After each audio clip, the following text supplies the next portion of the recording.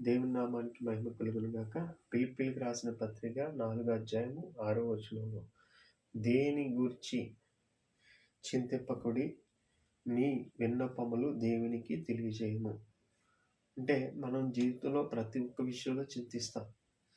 ఒక వస్త్రం లేకపోయినా చింతిస్తాం, ఆహారం లేకపోయినా చింతిస్తాం, గృహం లేకపోయినా చింతిస్తాం, ఉద్యోగం లేకపోతే చింతిస్తాం, వ్యాపారం లేకపోతే చింతిస్తాం.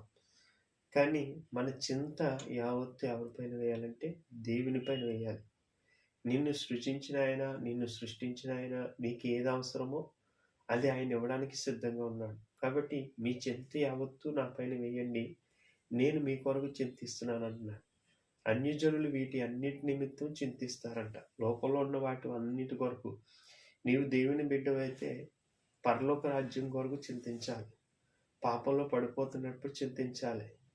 దేవుని స్తుతించకుండా ఉన్నప్పుడు చింతించాలి. దేవుని సన్నిధిలో దేవుని మాట వినలేనప్పుడు చింతించాలి. దేవునికి ఆరాధన చేయకుండా దేవునికి ఇష్టం లేని జీవితాన్ని జీవిస్తున్నప్పుడు నువ్వు చింతించాలి. అయితే అన్ని విషయాల్లో లోకపరంగా చింతిస్తున్నావు, కానీ దేవుని కొరకు ఎప్పుడైనా చింతిస్తున్నావా? అయ్యో దేవుని సన్నిధికి వెళ్ళలేకపోయాను, దేవుని స్తుతించలేకపోయాను, అయ్యో దేవుని ఆరాధించలేకపోయాను, అయ్యో దేవుని మహిమకరంగా నేను జీవించలేకపోయాను అనే విషయాన్ని ఎప్పుడైనా చింతిస్తున్నావా? నా ప్రియ కుమారుడా, ఈ నూతన సంవత్సరంలో దేవుని కొరకు చింతించడం నేర్చుకో. నీ చింత యావత్తు, లోకపరమైన చింత యావత్తు ఆయన పైన వేసినప్పుడు ఆయన నీకున్న చింతలను తీర్చివేసి ఆత్మీయంగా ఎదుగుటకు దేవుడు సహాయం చేసి, తన చింత అన్ని విషయాల్లో కూడా